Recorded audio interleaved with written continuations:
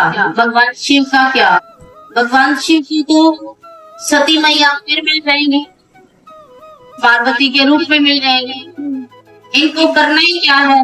तब करना है, जीवन चलाना है बस। कभी भगवान शिव समाधि लगा के बैठते हैं, कभी माता पार्वती भगवान शिव के पाने के लिए तप करती हैं। तो अगले जन्म में हिमालय की पुत्री बनी और हिमालय की पुत्री बनके इन्होंने हजारों वर्ष तक तप किया।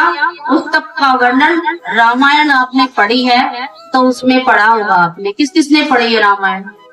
उसमें लिखा हुआ है 3-3 हजार साल तक उसने कई बार कुछ नहीं खाया, सूखे पत्ते खाए, शुरू में कंदमूल फल खाए, फिर सूखे पत्ते खाए, बाद में सूखे पत्ते भी थूक दिए, फिर उनका नाम पड़ा अपर्णा, यानी पत्तों का भी जिसने त्याग कर दिया। तो हजारों वर्ष के तप के बाद भगवान शिव को फिर पा लिया। तो सत्कर्मों की बेल हरी है एक बार लगा। यदि हम अच्छे कर्म करते हैं तो सत्कर्म हमारे खत्म नहीं होते। और ये जो प्रयास है श्रीमद् भागवत का पाठ, ये सत्कर्म है। आगे की कथा में इनके 2 पुत्र हुए, प्रियव्रत और उत्तानपाद। यहाँ उत्तानपाद की संतानों का वर्णन करेंगे। उत्तानपाद के यहाँ इनकी 2 पत्नियां थी। दोनों पत्नियां, एक सुरुचि और एक सुनीति। 2 पत्नियां थी। सुनीति जो थी वो इनकी पहली पत्नी है और सुरुचि जो है उनकी दूसरी पत्नी है।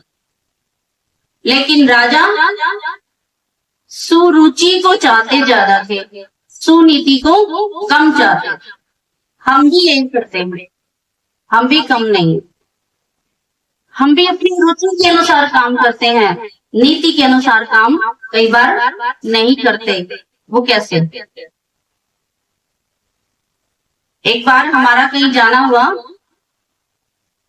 तो वहां कोई पुत्र वधू थी, तो उनसे किसी ने पूछा कि आपकी सास आपके पास रहती है? आपकी सास आपके पास रहती है? तो उसने क्या जवाब दिया कि फेंके कहो मैं सास के पास रहा, मैं सास के पास रहा। यानी कि हम अपनी सास के पास रहते हैं। और आज हम क्या कह देते हैं कि मेरी सास मेरे पास रहती है। तो शब्दों का जो हेर फेर है ना, ये गलत है। कभी भी बड़ा छोटे के साथ नहीं रहता, छोटे ही बड़ों के साथ रहते हैं। एक माँ के साथ बच्चे रहते हैं, माँ के साथ बच्चे रहते हैं, तो वो यही कहेगी ना कि बच्चे मेरे साथ रहते हैं। एक माँ को ये अधिकार जरूर दो कि माँ के साथ हम रहते हैं। तो ये सुरुचि और सुनीति है। और भी सुनिए, हमारी कुछ खाने की, हम जाते में बैठ जाते हैं और हम खाने के लिए बैठ जाते हैं। तो अपनी रुचि के अनुसार हम अपनी किचन में वही बनाते हैं जो हमें पसंद है, नीति के अनुसार नहीं बनाते। नीति के अनुसार चलना बड़ा मुश्किल है, रुचि के अनुसार चलना बड़ा आसान है। तो रुचि को सब पसंद करते हैं और नीति को कोई पसंद नहीं करता। ऐसा ही उत्तानपाद नाम का राजा था। उत्तानपाद का मतलब होता है ऊपर को पैर। जब हम पैदा होते हैं तो हमारे ऊपर की तरफ पैर होते हैं, नीचे की तरफ सिर होता है। तो इसी तरह जिसकी बुद्धि क्या हो गई है, बुद्धि तो नीचे कर ली और रुचि ऊपर बढ़ा दी। तो इसी पर आधारित ये कथा है। तो एक बार की बात है, राजा उत्तानपाद की गोद में उनका उत्तम नाम का पुत्र बैठा था और वहीं पर पर उनकी माँ सुरुचि बैठी हुई थी। अब बच्चे तो क्या है, अपनी रुचि से नाच रहे थे, ऐसे ही खेलते हुए कहीं भी जा सकते हैं। घर में खेलते हो, दादा दादी के पास भी चले जाए, माँ के पास भी चले जाए, पिताजी के पास भी चले जाए। बच्चों की तो आदत यही होती है। तो इसी क्रम में ध्रुव जी वहां पहुंचते हैं और अपने पिता से कहते हैं कि पिताजी मैं आपकी गोद में बैठूंगा। और ये बात सुन करके उत्तानपाद अपनी पत्नी रुचि की तरफ देखते हैं और रुचि क्या कहती है, तपसा आराध्य पुरुषम तस्यैव अनुग्रहेण में गर्भे त्वं साधय आत्मानं यदि इच्छति नृप आसनम। यदि तू राजा के आसन पर बैठना चाहता है तो तुझे ये अधिकार नहीं है। क्यों नहीं है? क्योंकि तू मेरे गर्भ से पैदा नहीं हुआ, और यदि तूने इस गति पर बैठना है तो पहले तपस्या करके आ, तप करके आ, फिर इस गति का अधिकारी होगा, फिर तू मेरे गर्भ से पैदा होगा, तब बैठना है। अब एक पिता है, संतान तो उनकी दोनों है, ना पिता की हिम्मत हो रही कि मैं बच्चे को गोद में उठा लूं, ना वो पास में आने दे रही है। कारण, पहला कारण तो यही है कि राजा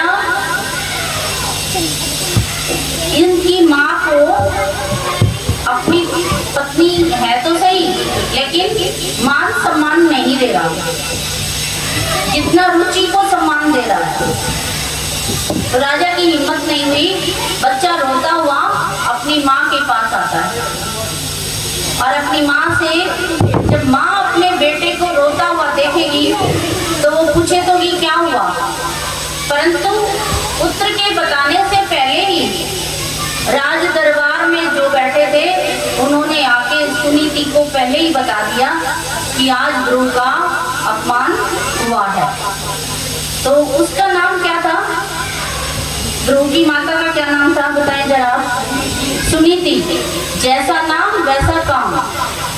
तो सुनीति ने कहा कि बेटा तुम्हारे पिताजी भी वहीं थे, तुम्हारी माँ भी वहीं थी, तो माता ने झूठ नहीं कहा, माता ने सच ही कहा है, क्योंकि तुम्हारे कुल में तप का प्रभाव ज्यादा रहा।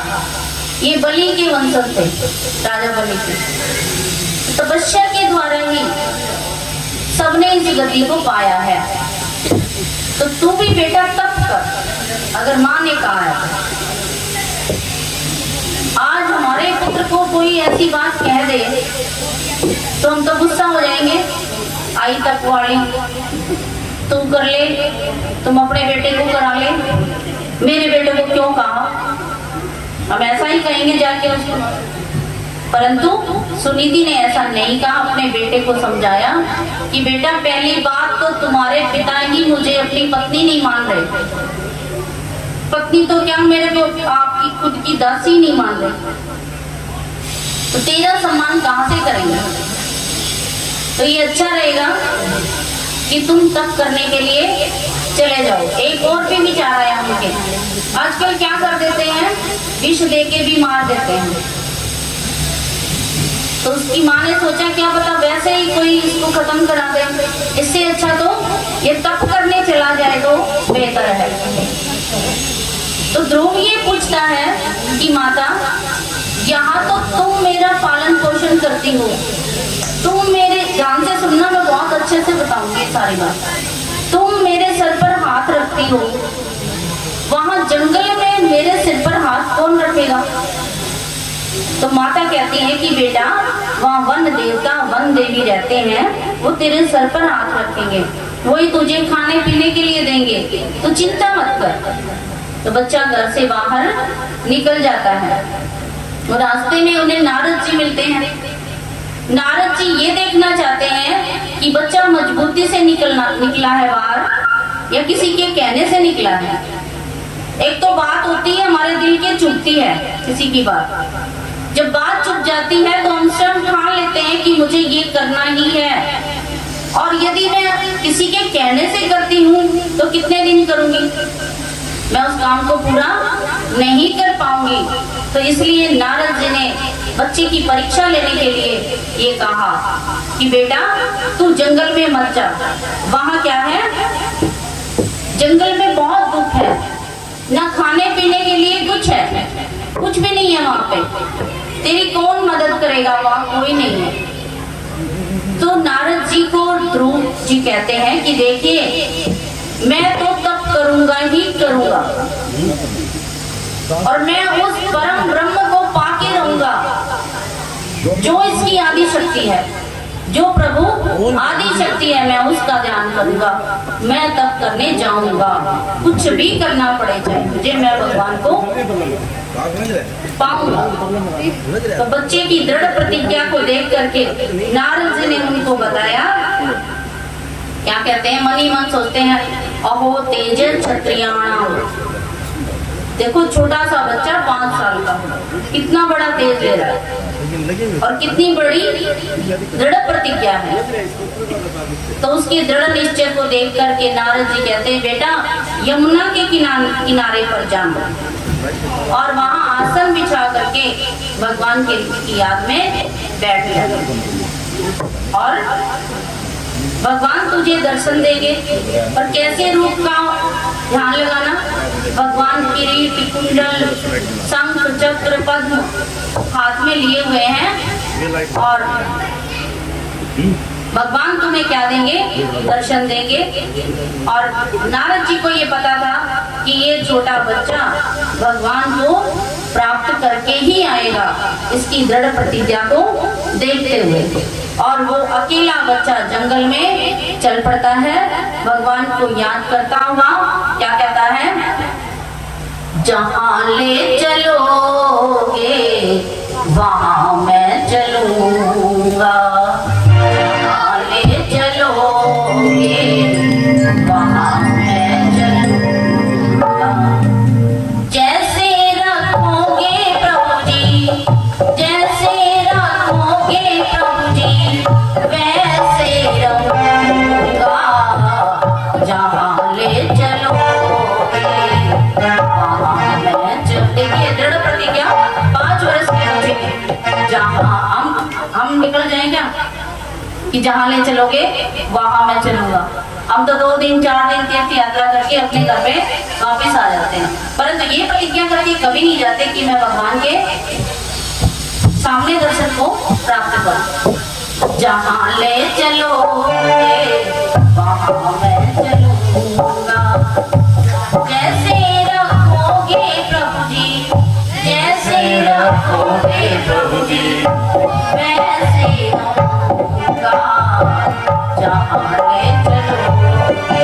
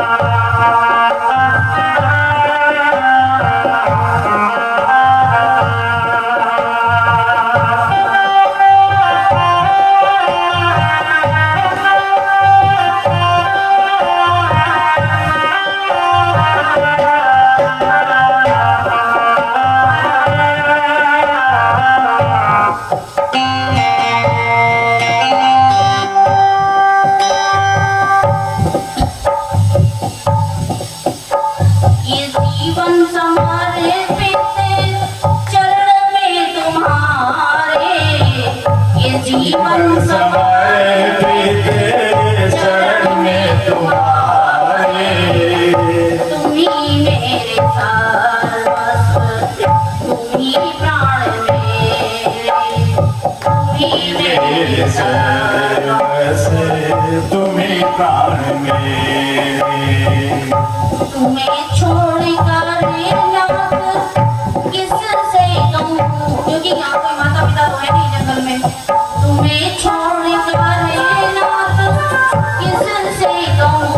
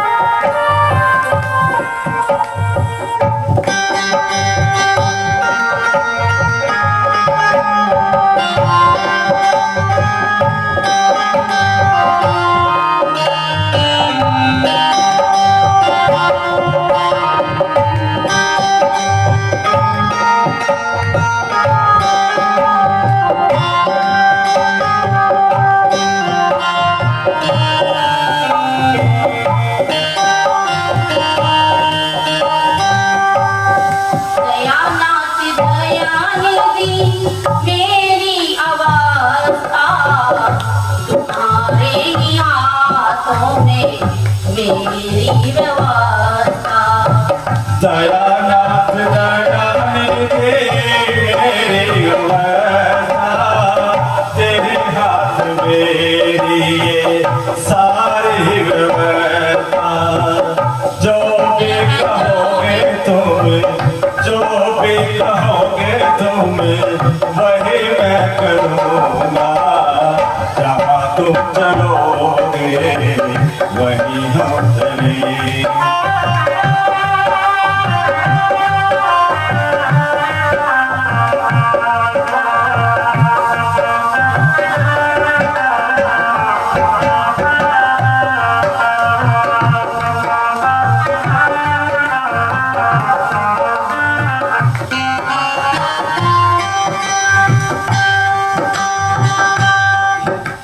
क्या कहते हैं ध्रुव जी?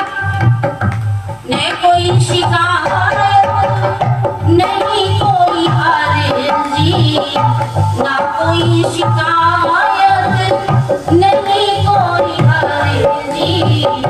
जो भी देना चाहोगे तुम्हारी मर्जी, जो भी देना चाहोगे तुम्हारी मर्जी।